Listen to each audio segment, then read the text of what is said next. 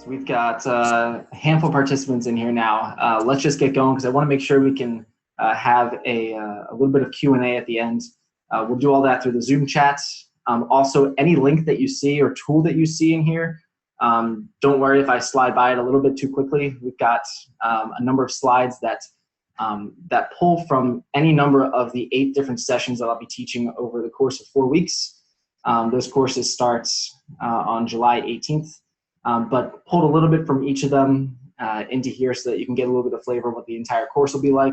I promise a lot more examples, more tools, more shared documents so that hopefully it'll help you in your marketing efforts. But all the tools that I'll be going over, they're all linked at the end. All of the individual blog posts or websites I mentioned, they'll be at the end as well as a list of people on Twitter who I think are really, really smart to follow, especially based on the topics that we'll be talking about. All right, yeah, keep pouring in there in terms of where you're coming from. Got Brazil just checking in and Connecticut, great. Looks like we've got a good number of people on here, so we'll just get started. I'll put this down here and we'll pick it back up at the end. So just to give you a little intro of who I am, I'm Adam Melson. I'm a senior team lead at Seer Interactive. What does a senior team lead mean? I manage a team of about 9 different account managers and associates here at Seer. I've been at Seer for over 9 years, and you probably know Will Reynolds as probably the most notable person coming from here, but we've also got a lot of smart people in the different divisions between PPC, SEO, analytics, and content. And this is the view from our office. If you see the slide there, we're just in the neighborhood north of Old City, so you got the Liberty Bell and the Independence Hall, and a nice view of Center City, which looks like it's getting clouded by rain at this moment. Love Philly. I live in New Jersey though. Love New Jersey, and with my wife, my 2-year-old child, Lily. She's awesome. We've got a cat, another cat, a dog, and a horse. New Jersey is great. And basically, coming here though, you're not here to hear about you're not here to know about my pets. You're here to kind of solve some problems with digital marketing. So that's what I love to do day in, day out. So let's just jump right in. All right, so this course, it'll be starting on the 18th. This session here, we've got a coupon, so you can get $100 off the course. Type in acquisition webinar and go to that link through there. You can get the course and get $100 off. So thank you for joining, and that's a little thank you there from CXL. So this is advanced organic acquisition. We'll be talking a lot about content gaps. We'll be talking about link building. We'll be talking about referrals. We'll be talking about analytics, penalties, measuring goals. But before any of that, I want to make sure that we don't have a lot of people in this class, in this free webinar, that are saying, hey, I know nothing about SEO. I'm just looking to get started. Great if you want to go through the rest of the webinar here, but I want to make sure people have already optimized their site. What do I mean by optimized? You have optimized title tags that are targeting your keywords or have great calls to action in them. You have content on your pages. Sounds crazy. Yes, content on your pages. Is your site technically sound? Is Google able to get to all the pages on your site? And hopefully you've had some sort of at least minor technical audit to make sure that you've got the green light that Google isn't having any trouble actually indexing the great things you want to share with people. Have you established goals? And do you have a way to measure those goals? This is anything from your actual conversions to assisted conversions to have you put a dollar value to what a conversion is worth to you? Even in some of your forms, like are you tracking when people click a drop down to say, yes, I am applying for a mortgage and I want a house between, I want to go up to 200,000 versus 500,000 or $1 million. Being able to track people and what they enter to you in different groups is going to be really valuable. So make sure you've got your measurement in place. And also the last part, do you have the ability to approve or have somebody else approve these strategies? No matter what we talk about here, if you're handcuffed and you can't approve anything or you can't get something approved, that's what we've got to work on. So you will see me break down a little bit on how to get buy-in on your strategies, and also looking at the types of people you might be running into and literally their personalities and the best way to present to those people. Because we can't get approved, we can't ever see results. whether you're in-house or at an agency working for clients. It's not fun to get to that 6 month or year end and just have the excuse that you were handcuffed. So let's break through. The first course is going to be about content gaps, so I'm going to start with that. When I asked my own team, like, hey, like, what are some ways that you would start looking at content gaps? We had people talking about qualitative research. They want to understand and actually do focus groups with customers to understand their pain points. SEMrush came up a lot. We don't have any type of a partnership with them, but I think it's one of the most valuable tools out there. And I think a tool study that just came out was also voted by 200 some different digital marketing professionals that it was one of the most valuable ones. They do have I just signed up with my other accounts that they do have a free week trial, and then they send me an email saying they've extended to 2 weeks. So if you haven't played around with their tool yet, 2-week trial for free. People talking about downloading all your keywords and putting into Excel and pivoting to understand your areas of opportunity. There's a lot of different ways that people can start identifying their content gaps on their website. But before we do that, there's kind of a discovery phase that we'll be going through. And I'm not jumping right into tools or right into what you can do, because I think really pulling back these layers is really important to make sure that you know your full capabilities. Like, do you know your people? Do you know your products? Do you know your service? Whether you're in-house or an agency. Being able to know this is going to be key in understanding what's going to work best and actually uncovering some of these. So in terms of people, who are your experts? If you're in-house, who are the experts at your company that have time and are really steeped in knowledge about certain subjects, and are they available? If you're on the agency side, we'll be looking at identifying right in our kickoff questionnaire, like, hey, who are the experts at your company that we can talk to? And also, can we schedule a regular time with them, whether that's once a month for 30 minutes? And also, if those experts come back and say we don't have time, we'll get into that in the course on different ways where on their drive home or just in a 5-minute phone call of transcripts, trying to tap them, because they're the people who have the knowledge that we just need to get and distill it onto your website. Who are they connected with? Some of the easiest ways to really build referrals, quality ones that are going to drive revenue, is asking who those experts are connected with. They might say, oh, I've already got this relationship with this publisher, with this online magazine, with this reporter. Asking is typically the easiest way to find some of these versus immediately diving in to see what kind of links you can get them. Then also looking at their reach. Do they have like a social reach? Do they have a community that they can reach out to? So really understanding your people and kind of who you can tap into internally, and from an agency standpoint, it's essential to ask.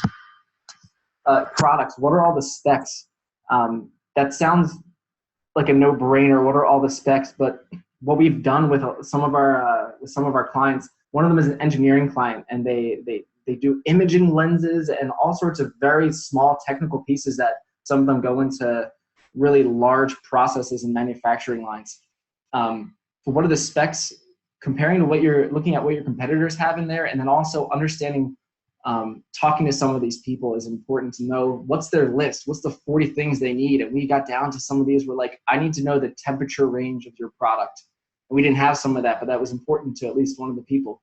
So we know that one person converting would be a several $1,000 sale. So we started putting temperature ranges on those product pages. Who uses the product? Do you have personas mapped out yet to know if kind of almost in life stages, like how the product's used, and across life stages, how that product is used? Are there known issues with the product?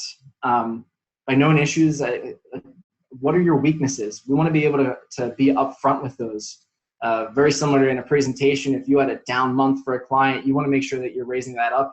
Or if you had a down month internally and you're reporting it up to management, what are those known issues? And hit that first, and let's address those so that we can look at it. Are there actually opportunities around those? Are there other strengths that we have?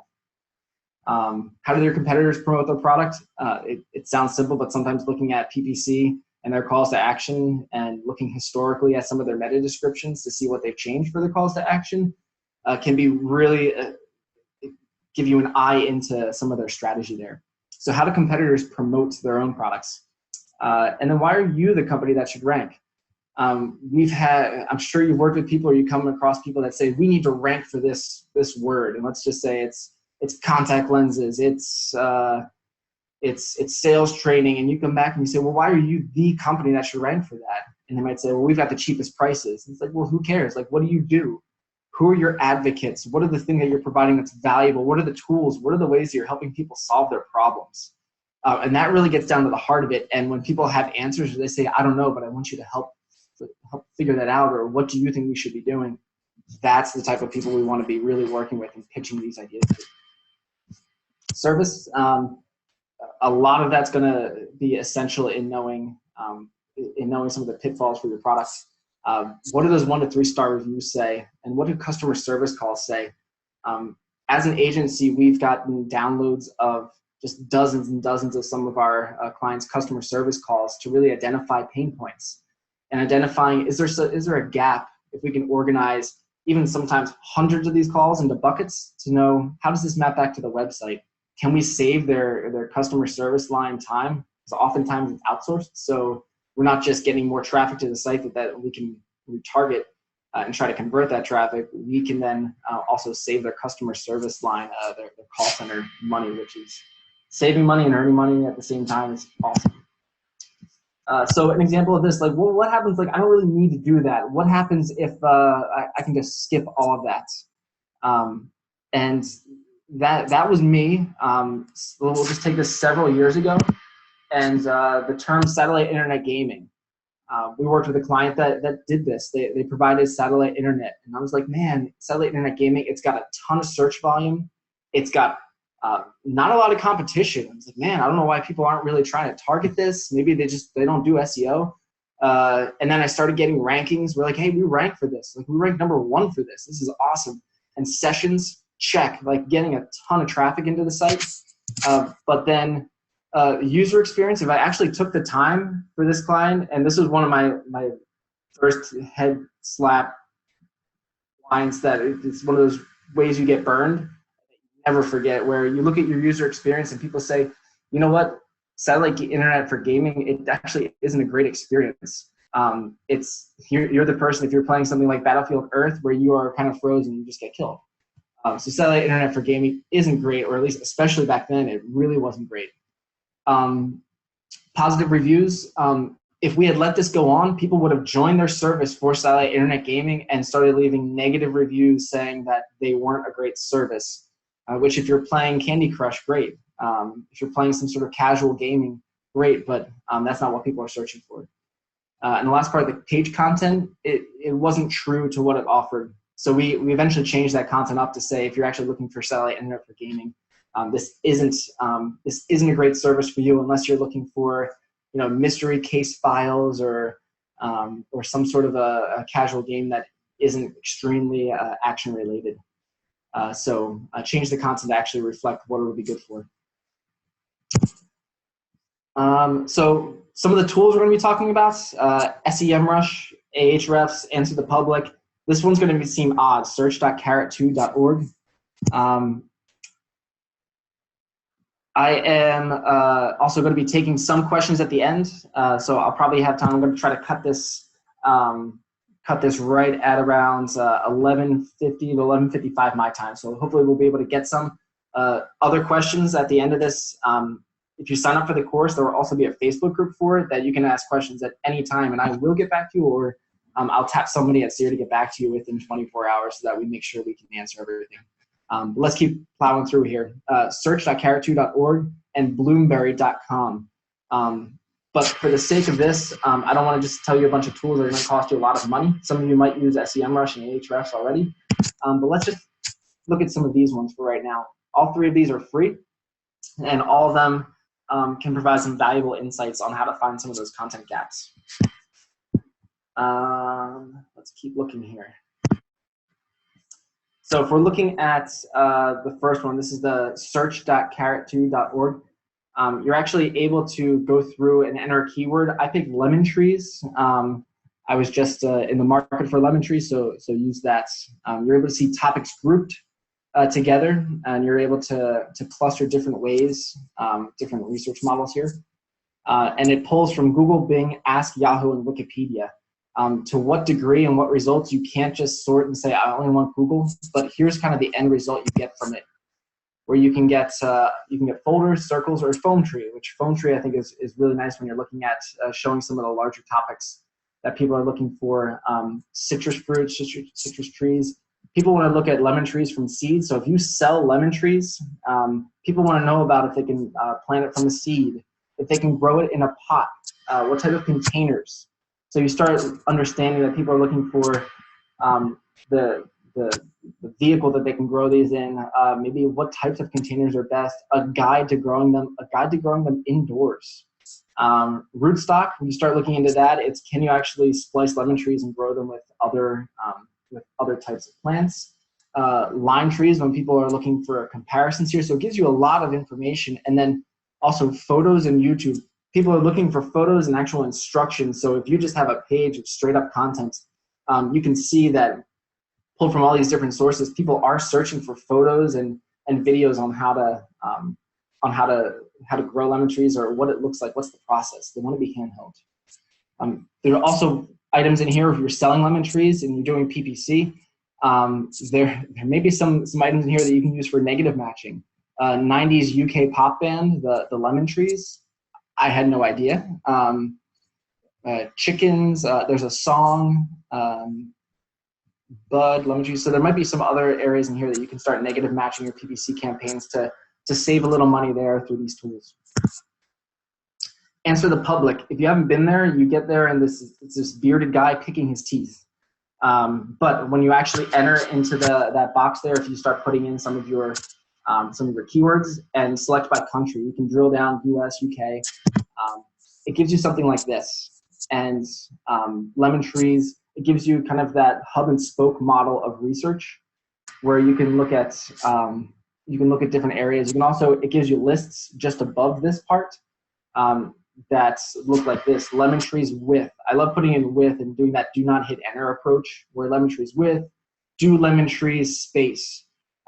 So you can find out like, wow, a lot of people are searching for, do they grow in different areas? Do they attract scorpions? I hope not.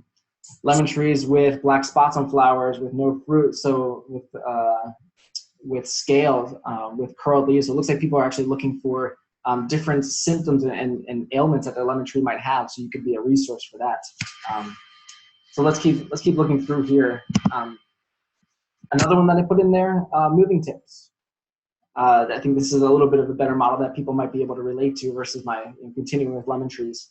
Moving tips, when you look at this, it's moving tips for cats, for moms, renters, to save money, to reduce stress, moving tips for packing and seniors. So it gives you a lot of different areas, and all of this is for free, and it can make a nice chart for presentations and easy to download.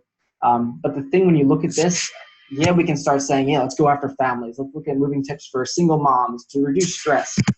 But let's look at kind of how those needs are grouped.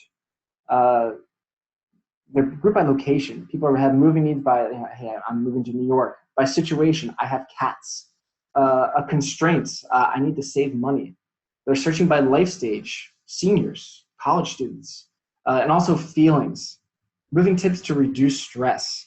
Now, I don't know if you can put a monetary figure on reducing that stress, but being able to connect with that type of a searcher, I love this quote by Maya Angelou, where I've learned that people will forget what you said, they'll forget what you did, but people will never forget how you made them feel.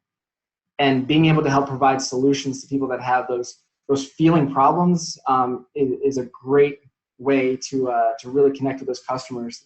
And if someone's looking for moving tips to reduce stress, if you can provide that, you're likely going to be remembered. And then also, if they get to your site, you can retarget them if they're have moves in the future. DontBuried. This is in beta. It's free right now. I don't know if it's going to stay that way, so I would use the heck out of it. It finds the most popular questions asked by your target buyers. And what does that mean? It pulls from, I think it was 50 or 60 different sources like Quora, like Answers, like Reddit, City Data, Stack Exchange. You can also sort by which ones you want. I think I have yep. So I put in FHA mortgage in here, and you're able to exclude sources over here. And if you click that, it'll give you a drop down on ones that you say, you know what, I don't want city data in here. I don't want these different forums that Bloomberry is pulling from. But what it does, it gives you 60 different topics. So it almost, a lot of these tools, what I'm trying to show is they do a lot of the work for you in grouping topics into buckets. So you can really understand if they're going to be a fit for what you have, if it's a gap that you have, and then how you can start looking at those topics almost from a hub and spoke model to say, yes, we cover that main topic, but you know what, we don't cover the pros and cons of streamlining or FHA streamline refinancing. So looking at some of these, you can also download all of this. You can export it. So I don't have that over here, but I think it right over here, like where my mouse is trying to head, you can export all these topics. And some of these, all questions, 1,100. You could spend hours in here. I would recommend just scrolling through to understand some questions that might be totally off your radar. You can also filter by top-level domains, so you can make these UK-specific or Germany-specific, Spain-specific. Now, a lot of what I talked about, and I was looking for a conversion funnel, and I found this on one of the CXL presentations, so I took it. A lot of these might target awareness. Some of them might target interests. A few might target desire. A few might target action. I'm not going to be continuing to pour down and looking straight at action. I know that we've got a lot of clients that might say, I want those words that are going to be converting. People searching for buy, order. But a big part of that kind of raises that question of, if you're not there to help me with my problem, why should I pick you when I know my solution? So some of this searching for, people searching for their problems. And part of that, I know in the coursework, I'll go into a client where they sell water solutions. They do water filtering, and wanted to rank really well for some of those terms like buy water filters, buy countertop water units, office water coolers, but really looking at, those are people that know their solution already, and when they're searching for that. What about people who take a sip of water and they're like, my water tastes like dirt, and they don't know what's going on, or they taste sweet. So we'll get into some of those, and I think it's a fun example about how people search for problems, and then how to actually get some of those people to convert. So all of this, you're like, great, I found all these content buckets now, but how do I know if it's worth creating? So I want to go over each of these really quick, a bullet or two for each, and then we'll keep plowing through. Measuring some of these new opportunities. One, will it convert? We'll just dive right into the next slide, because I think we're moving at a good pace. Will it convert? Do similar topic pages already convert organically? Do you have a main topic that you're just drilling down into? Does that main topic convert? Ask PPC, whether it is you're an agency that you do PPC, you're in-house and there's another person doing PPC, or if you wear that hat, as well as many others. For clients that we don't do their PPC, we will just flat out ask their PPC team, can you send us some of that conversion data? Can you send us the cost per acquisition on some of these different keywords? And it only helps. We're not trying to take their business. It's a very collaborative approach and understanding, are we wasting time? Because then you can also give them some data back from Google Search Console or other tools. Are others bidding on this? So if you're looking at a topic, you might say, you know what, it's essential that we have something about this. We know it's not going to convert, and you can likely find that out by other people not bidding on it because they've already tried it and they don't want to spend money on informational search. So organic it is. The last one, the results filled with what you'll write about. Basically, is it on topic? Where if somebody searches for that topic, are you going to be an expert in that, or are there other people who are writing about things that might have a different search intent? So kind of looking at that search intent of that topic. Will it play a role in conversions? Is it a crucial piece of information that will eventually lead somebody down that funnel? Do similar pages like this lead to assisted conversions? And the last part, does PPC traffic lead to assisted conversions here? A lot of times you might not know, and so you might just want to dip your toe in and say, you know what, we're going to create one of these. We're going to spend time. We've got 50 different topics or 50 different buckets that we want to go after. We're only going to do 2 of them right now, and we're going to measure and move forward that way. All right, let's keep going. How do you know if it's worth creating? Does it have volume? And that may or may not be relevant, because how much is a lead worth to you? Just before this, I was on a call with a client, and they do sales training, and some of I think their minimum to sign up is something like $50,000. So is defined significant. If we're writing a post that has a search volume of 10 a month, 10 people search for this term a month that we're trying to target, yeah, it's probably worth creating because it could lead to a $50,000 sale. Also, what's your conversion rate? If it's 5%, and if you're getting people to sign up through a form or get a white paper or download something where you can get some of their information, is it good? If it's 0.01, yeah, we're going to need a ton of volume to get people to actually come through and convert. So that's how you can start defining some of that. Is it flat out necessary? Is this providing any value to your brand or product? Sometimes we see what other agencies, and there's a ton of great agencies out there outside of Seer, of course, but they might come back and say, we just need to get content on your sites. You do contact lenses, so we're gonna do a post on the top 10 celebrities that wear contact lenses. And you're like, well, that's garbage. How is that providing any value to your product or brand? If you can show me that it has converted for other people, it led to assisted conversions, or has led you to get featured somewhere because you've done you've spent a ton of money into a tool that morphs people's faces into celebrities' faces wearing contact lenses, great. I don't know. But likely, we want to make sure that it's on brand. Does it fit into an overall objective? For each of our clients, we have an objective, a strategy, and tactics one-sheeter. So when we're evaluating this, we look at that and says, how does this line up to our overall objective, which is typically driving revenue or driving conversions? And then the last part, are there other areas of opportunity to explore first? Prioritizing some of this. Do we need it now? Is it seasonal? How much of a rush is this? The last part, everything has a cost to it. So what's the total big idea, no limits cost? Like what's the biggest picture, and we can understand if it's worth doing. Minimum viable product, MVP. What's that cost? If we were to say, all right, the idea is the biggest thing we could blow this content out to would be this amazing guide that has these tools connected and taps different databases, but the minimum viable product is going to be $10,000 and it's only going to have a tenth of that.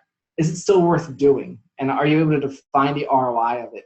If we spend $10,000 on this tool or creating this content, doing this research, involving these designers, involving different content writers, are we able to make an ROI on that? And if not in the first year, what does that look like? So I know I'm going painstakingly through some of this, but I want to make sure that we're spending time on on areas that we know we're going to, when we finally pull the trigger, are going to be worthwhile.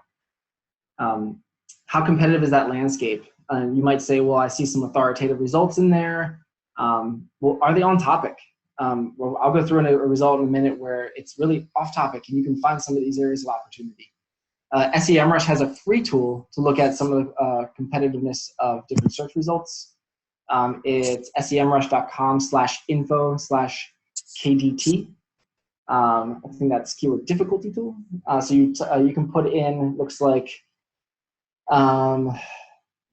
this subscription only allows up to 10 keywords. This is the free one. So you can, if you have the tool, great, it's unlimited, but you can have up to 10 keywords in there. So some of the cloud computing, it actually shows you the different SERP features that are in there, which can be really relevant to know that if you have all these filled out and you're trying to get one organic result at the bottom of that, you might get crowded out. It might not be worth doing.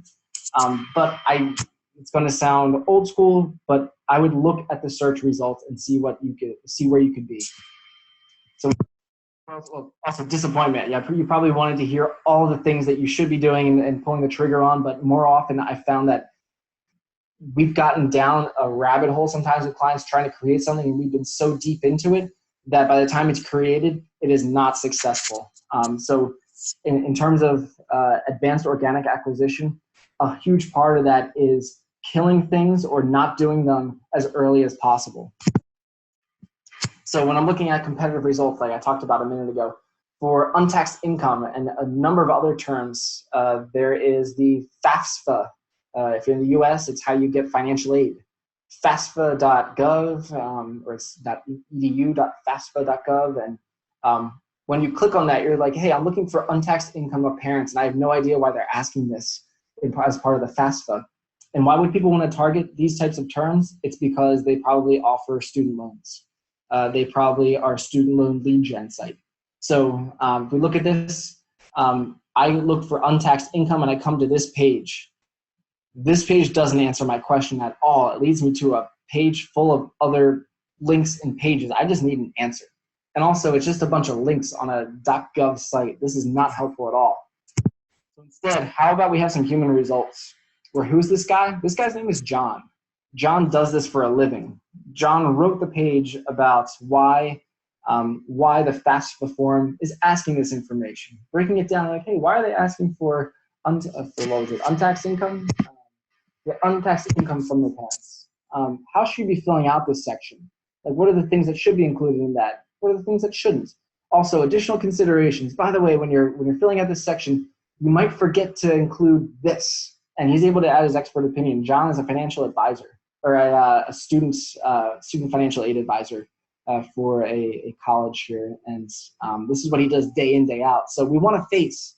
I think it was Coupon Cabin that used to have this. I'm not sure why they took it away, but Coupon Cabin on their big pages, they would have a face and it would say like, hey, this is Mary.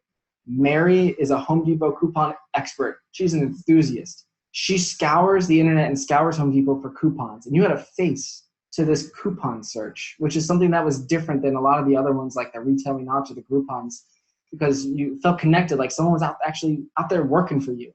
Someone was trying to curate some of the best things for you. And it provided a real human result to something like a coupon search. So that's what we try to do with John here.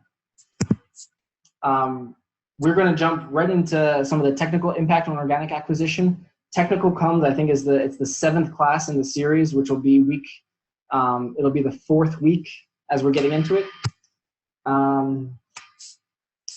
34 minutes in right now, so we'll try to blow through some of these. Does search.carrot2.org only work with English keywords? I don't know, but I will try to find out. I will test that. One of the questions in there. So technical impact, penalties. I don't know if this looks familiar to anybody, but we want to make sure that before we even start looking into some technical improvements that we can make on the site, knowing if you've actually been hit by a penalty. You might have been in a company like me for almost a decade, or you may have just come into a role and have no idea of what's happened, what the tactics they were using before, what trouble they were getting in, how many link networks they were trying to be a part of, or how much just really low quality content they had. This is a website that got slammed right around the end of May in 2014. So if you see something like this, you can pinpoint that back to some of the updates that happened at that time. So I would urge you to look at your analytics data. This chart is from SEMrush, but if you're in-house or agency, you should have access to analytics data and pulling up organic traffic over the last couple of years and look at how some increases or some falls may align with an algorithm update. Specifically, I'd use, I know some people love Moz, some people hate Moz, but I would use Moz.com, their Google algorithm change. It's sorted by year. It's really easy to sort through. You can look at some of the latest ones from 2007 all the way back to, I think, 2000 or 99. They have an extensive list here, so you can line that up and know where you might need to be focusing some of your time because you were hit by a penalty years ago that was just never fixed. Years ago, never fixed, right here. Oh. So let's keep rolling through here. Some of the truth about penalties. Most require fixing several different site components. Most cannot be fixed within a week or two. And why? It's because a reconsideration request, if you've been hit with a penalty, it can, I forget who was talking about penalties. It might have been Mike King or somebody at a conference over the last year or two, that it could take up to 4 different times. From my experience, I've gone through a handful of penalties with clients. The only time that I've ever had a reconsideration request go through is when Google was in error. They were saying that we bought unnatural links, and you can dispute that. You don't always have to roll over and say, you're right, I don't know what those links were, but I'm not even going to look at them. I'm just going to take them down. I'm going to tell these people, these other websites, to take them down. If you have a legitimate interview or a news article that Google is citing as as a spammy link, and that's why you have a manual action.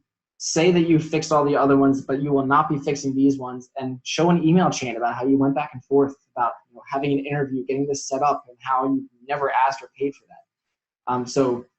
That's the only type that I've seen actually go through super quickly. But most of the time, you've done something wrong. All of them are really humbling. When you lose 95% of your traffic, like in that other slide, I'm sure people at that company were humbled. And so you just need to be able to find out the process on fixing some of these. And also, penalties, they help kill that short-sighted win mentality. Like, what are the quick SEO wins we've been doing right now? It hurts to hear that sometimes because it's something that there are very few of. Those still require a lot of data to find some of these quick wins. It requires analysis of those. That type of short-sighted mentality is what gets you in penalties in the first place. So technical SEO, 3 things to start with, 3 things you can probably skip, because I want to be able to save time as well as making sure where you want to be able to start. Where can you find data for search penalties? You can find that in Google Search Console. It is under, there's a manual actions tab. I think it's under, I don't know if it's under the analysis portion in there, but there is a tab that says manual actions. So you can go in on that left side. If you click through 3 or 4 of them, you'll see one of them be manual actions. If there's something in there, it could be page level, it could be site level. So give that a look. I'm happy to answer more after. All right, we're going to look at, we've got 38 minutes into this. So legacy versions of your site, really great place to start. If you just come into a company, they may have relaunched their entire website and never redirected some of those legacy versions. So if you know that there are versions out there, I'd use Wayback Machine, or it's free. So it's part of archive.org is the Wayback Machine. You can find old versions of your website to understand, especially if they have an old version of your HTML sitemap. Great. Also, Ahrefs might be able to, if none of those are redirecting, you can pull a 404 page report in Ahrefs. You can also, you can go through your landing page report through Google Analytics, download all those landing pages, just get a list of them, and run it through urlitor.com, URL editor. And this does exactly what Ahrefs does. Ahrefs has a bulk check of 200, and Ahrefs costs several $100s a year. URL editor is free, and you can do 150 batches of 150 at a time to check statuses of pages and pull out those 404s. So what you do is then reconnect them to the appropriate page. And also, you want to make sure, even if you say, yeah, we have all those pages redirecting, check how they're redirecting. If they're going through multiple redirects, the most common one that I've seen be an issue is when you go from, if you change the structure of your site to go from you're a non-secure site and then secure, but sometimes pages didn't exist. Previous versions of pages never existed before. So you might be sending Google to a version of a site, that a secure page that never existed, that then redirects to the new version. So check to make sure you don't have those daisy chains in there, especially if you're sending Google to pages to run through that they've never ever seen before and never existed. Soft 403s, I've seen this come in a lot more recently, where people say, oh, I'm just going to redirect all my pages. I'll get all the link value. They'll just point back to the main hub page. But Google says, I don't know about that. And they'll come in as soft 403s in Google Search Console. You can find that under your crawl errors. I think it's crawl report on the left and then crawl errors. So you can find those soft 403s where that link value is zapped. Especially, like, let's take a Retail Me Not. Let's say they had Delia's. Delia's is a women's fashion store that doesn't exist anymore. I'm sure they had a page for it. If they just redirect that back to their main coupon code page, Google, undoubtedly, I've seen it for somebody in that industry where it'll pop up and say, hey, I don't think that's a good match. The coupon code page doesn't have anything to do with Delia's or women's fashion or anything like that. So it's a soft 403, that redirect that you just gave me. So find out if there was content that might have been consolidated that for whatever reason that topic might need to live again somewhere, or find a better place to redirect so that Google says, yeah, that theme matches. Pruning links and contents. Review some of your site hierarchy so that you can make sure you're not just linking to everything that looks flat. I'll show you an example of that in a second. Irrelevant links. If you're linking something site-wide, the best example in my mind, we were working with a company in the nutritional supplement space, and they had a books link at the top navigation, and books was just as important as protein powder. But they had something like 250 different protein powders, and they sold one book. And they didn't even sell that book at all in the last year. So finding out what irrelevant links you might be able to remove that are site-wide and just sucking up some of that value. Looking at duplicate pages, if you find duplicates, consolidate them, use redirects, use canonical tags, and then also find irrelevant products. If you've got products on your site, and I think it's the next, I'll get into a post from Everett Sizemore, who talks about consolidating some of those products and pruning. This is an example of, and for the person asking, it's under search traffic manual actions. That's where you can find those. When you see something like this in your internal links, I just grabbed a screenshot of both. Something like this is an extremely flat site structure where you could be providing a lot of value to, or you could just be linking too much to pages where Google looks at that and they say, you're telling me all the pages on your site, from the things you sell the most and have the best margins on to the things you never sell in a year, are all equally valuable. So I don't know how to, I'm just going to kind of blanket value across the site versus really honing in and focusing your hierarchy. So we've got that, your homepage and your top categories, and they filter down in a nice way, and then they all point back up. Some of the times, the ways this might show up, you might have a ton of pages about us, our charitable contributions, our recent press, and just have page after page after page about yourself. There's a place for that, but consolidating into one section that isn't site-wide. A lot of times I see those linked in the top navigation dropdowns.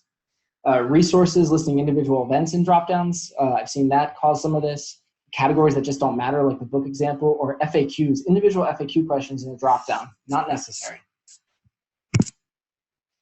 Pruning content, here's the one from Everett Sizemore, moz.com/blog/pruning-your-e-commerce-site. And it talks about some of the big wins that he was able to see by no indexing. I think it was something like 10,000 pages. So you could still get to them, but Google was just told, no thanks. And consolidating a lot of that value to the products that actually mattered, he was able to see a significant lift on that.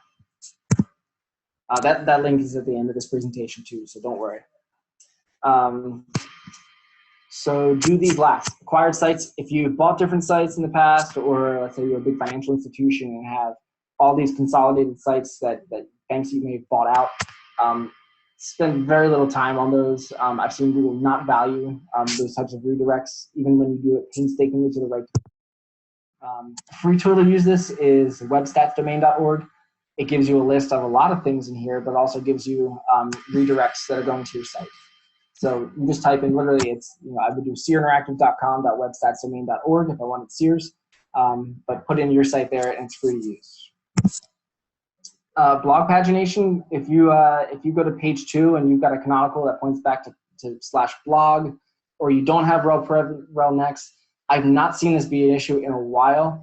So long as you haven't recently gone through some sort of a site migration or a relaunch, and so long as you have an XML sitemap. So if you're trying to fix some of the weird pagination specific to blog, forget about it for the moment. That's what I mean. If you look at sunmoversite.com/blog, we're at page 2, but it actually points back to that. Google's smart enough where they're like, I get that you're telling me that you want people to index the rest of the site. I got it. Pruning, do this last. Wait, but I just said pruning is good, and I cited Everett's post. Yes, for blog, I ran a test on Seer site, and I think I have the results down here. Let me just skip through some of these because I know we're getting shorter on time. I removed 84 posts from the Seer site. I've not shared this with anybody yet, but a blog post is coming about it. It's 9% of our entire blog. 75 of those posts had broken images, charts, or formatting was entirely off because they were from years ago. And some of those posts, the other ones, were just completely off topic and things that Seer is just not about by a brand these days. They also had less than 20 annual organic visits. So I was like, these posts really don't matter, and they're, if anything, they're ugly and not relevant. So let's get rid of them. After reading some of the posts, I'm like, man, we'll probably see a surge to our site, and the actuality of it was no, we didn't. The rest of the blog posts saw 2% less traffic than the rest of the site. The benefit though was we had, if you look back, we did some, we just had some off-topic, off-brand posts, especially for 2017. The site's been around since 2004 or 5, and there were some posts there about selling your MySpace page to get more link value. So we don't have that anymore, and thank God. Those posts are just not valuable these days, and terrible tactics. Posts without broken images, there are 75 fewer. Posts with broken formatting, 75 fewer. The fact that we could run a test on this, great. It helps inspire other people to run tests, knowing that it could be as simple as removing blog posts. And the impact on the brand, positive. Only people on this webinar now know that we had a page about selling your MySpace page, which is, again, not a good idea. Don't do that. I don't even know if MySpace is around. Referral impact on organic traffic. If we look at this, I have a chart for people to download eventually. We'll get there in just a second. When we talk about link building, and I said this is referral impact on organic traffic, I barely want to talk about link building as link building, because it gets into link bait, clickbait, number of links, DA, PA, .edus and .gov authority links. And the thing that you can't do with that, you can't go to an executive, you can't go to a VP of marketing, a CMO, and start talking about that. They don't care. When you talk about clickbait and links and the DA value of this, they care about revenue, they care about sessions to the site, they care about reach, and they care about building the brand in a positive way. So everybody else is going to be talking about what their marketing dollars did from these ways. And so often in SEO, we get dribbled down into the thought about talking about DA and back in the day, page rank. And we need to be talking about revenue, and that makes us so much more legitimate of a business and be able to show our value. Also, the things that people have ruined in the past: guest posts, comment links, forum links, paid sponsorships, and reviews. There are right ways to do all of these things. It's when you start saying, I'm going to guest post just for links. Bad. You're going to guest post in order to get on a site that has an audience that you want to get in front of, that is valuable to your industry, where you'll get highlighted. Good. Just because people have blown out guest posts doesn't mean you shouldn't do them. You should just do them the right way. Same thing with commenting great quality comments to a blog post or into a forum that might be talking about your product. Paying for it, absolutely. Go and pay for sponsored posts. They should. I really don't care if links are followed or no followed. People are still going to be able to get to your site through a link. I want to make sure that when we're doing this, there's interaction. If you're going to be paying for some sort of a sponsorship post, an advertorial, a guest post, great, or featuring a new product offering, great. Make sure that that site that you're working with, people actually interact with it. They retweet things, they share it, they pin pictures, they comment. That's one of the most important ones. If they have posts and nobody comments on them, that just shows that it might not be worth the investment and time there.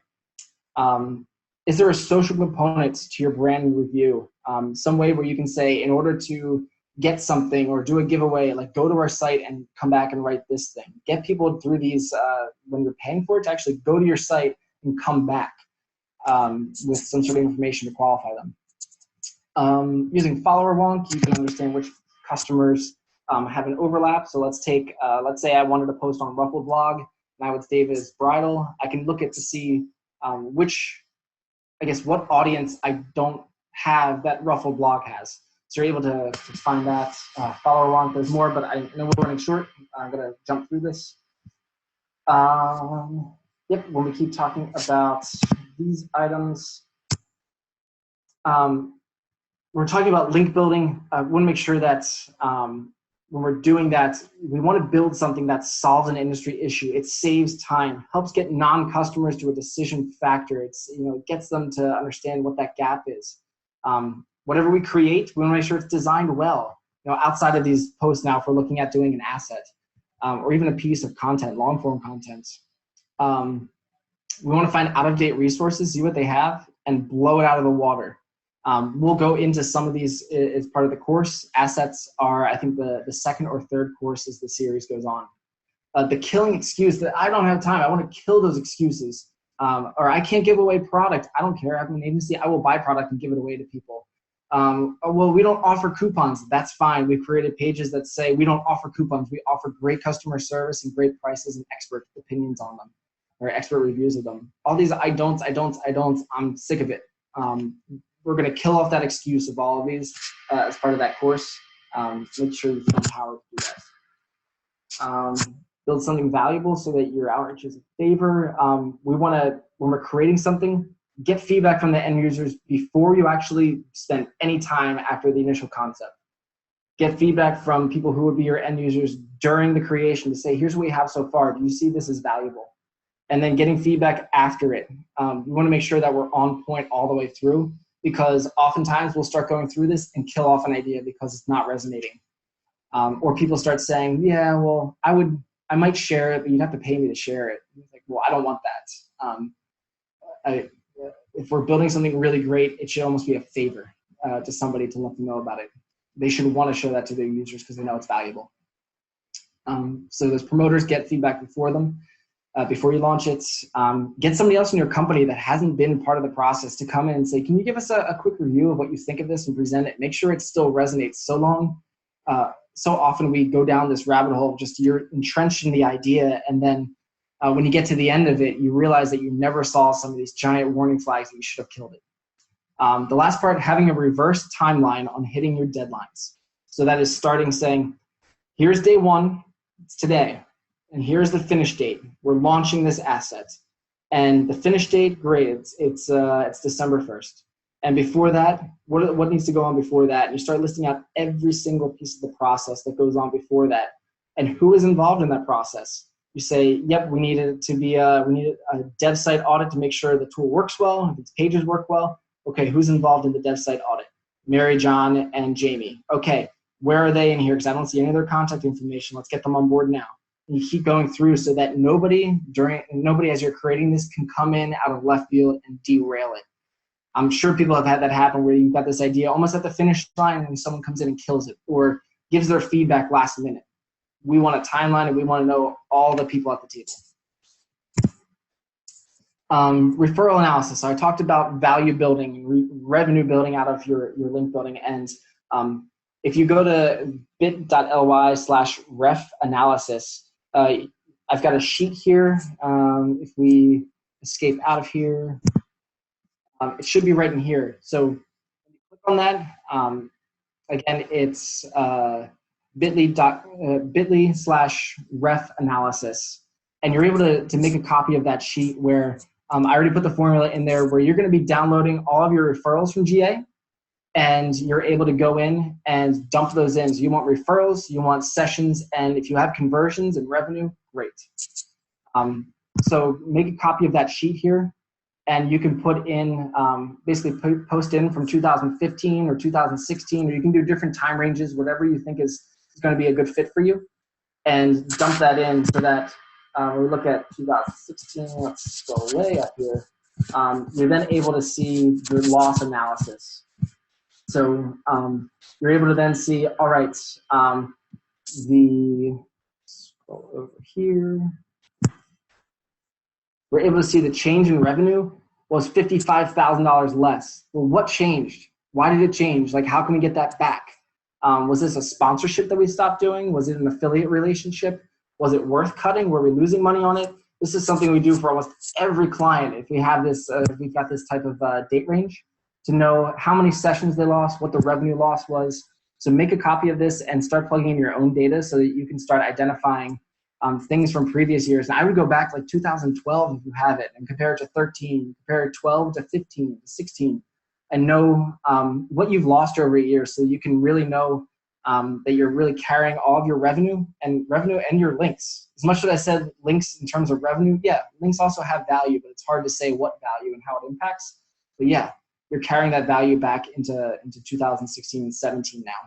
So go ahead and grab that. Any problems grabbing that so far? Cool. Plowing through here. That link's also at the end, so don't worry if you didn't. The other thing, as you're grabbing that in your analytics, I shortened one of the strands here. if you have a ton of referrers, let's say you've got like 12,000 referrers, you can hack the end of this URL where if it's set to 50 right now, you can put in, if you know you've got 12,584, put that number in there, and then Google will load that up so you can export all of them at one time. So that analytics URL is hackable. You can just put in the number you want at the end of it, and it'll give it to you. All right. Oh my goodness, we are getting so close. Going to skip through this. Being human. Basically, we gave a pair of socks to somebody, and they sent us $1,000 in revenue and a lot of posts. Disc. Go to Crystal Knows is a profile thing, a profile tool you can put in your email. Basically, we're going to be identifying people as dominant, where you really need to be direct with them, whether that's internally or on the client side if you're an agency. And they just want bottom line, what's it going to be? And they want to pull the trigger quickly. They hate getting taken advantage of. I hate getting taken advantage of. Influence. They want time for socializing. They want to talk about the weekend. They need a little bit of like an easing into that conversation. So make sure if it's that type of a person, you allow for that during your pitch, during your conversations, your meetings with them. Steady, rule follower, non-emotional decisions, to kind of plow through with just sincerely what's going to happen and detailed how it's going to happen. But most often you're going to run into D's and C's, where you have that compliance person that says, I've got a list of 40 things I need to know before we get this approved or before we have it happen. And oftentimes they can come in and derail a project. But you want to make sure that you hit their top items when they come into these types of meetings and say, you know what, I want to take care of these five most important. We'll get to the rest of these. But also that you can do with them, if they come in with some weird compliancy, I have number 48 on my list is that we need to comply with this thing. Ask how that relates back to goals and the effort it's going to take when we've got our objective strategy tactics one-sheeter, and say, how does that drive us more revenue for the amount of time it's going to take? So there's some kind of pushback you can have here. All right, we're at the very end. We've got content overview, know your capabilities, understand your needs by location, situation, feeling, prioritize your buckets of opportunity, and help people throughout the funnel. Don't just concentrate on people who are ready to convert. The tools, they're all right here. Bloomberry, search.carrot, to all of them, WebStats domain. What I'm going to do is I'll put all of these, I'll put all of those in a separate tab in that document that I share, the referral analysis document, so you have those. The articles, Google algorithm changes, pruning your e-commerce sites. This one I didn't mention is Blind 5-Year-Old, AJ Cohn, and social signals, because you might say, well, we didn't talk anything about social links and how they contribute. That's a great recap if you want to try to get a handle on social and how it impacts, links impacts rankings and SEO. The last bit is people. Here are all the people I think you should be following. Everett. He created that one article there, very smart guy. Abby Covert, that's Abby, the information architect. Didn't mention her all, but she gives you a really great view of how to look at categorizing differently. And I think one of the biggest takeaways that she has, research, a lot of her presentations are free online. It's looking at how you categorize something says something about your brand and your company.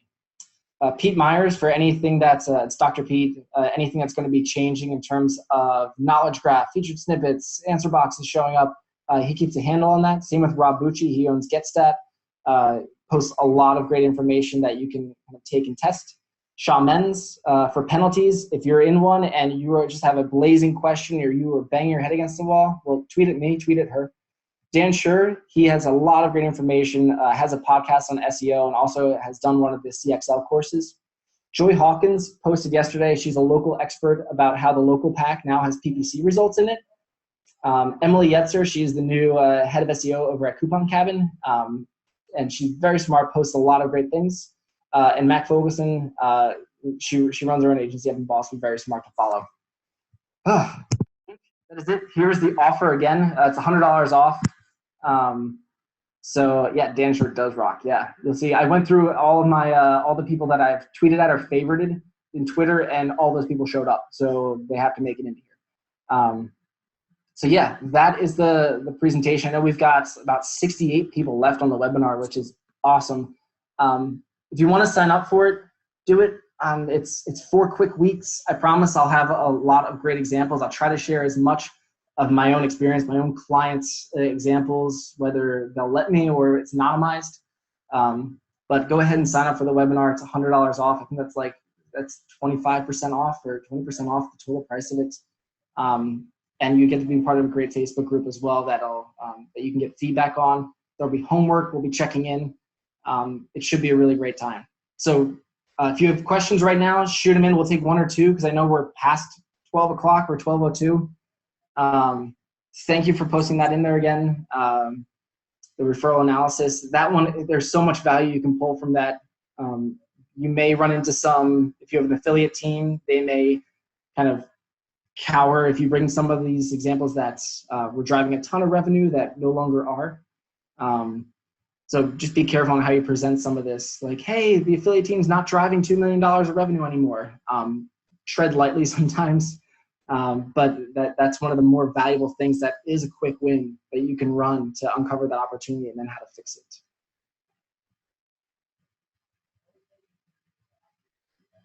All right. Number of people are dropping off now, but if you do have anything, please tweet at me. My Twitter, Adam Melson. Thanks for posting the links in there. Anything else? I hope people join the course. It should be a really good time. So hit me up on Twitter. Otherwise, I will see you in the course and have a great day.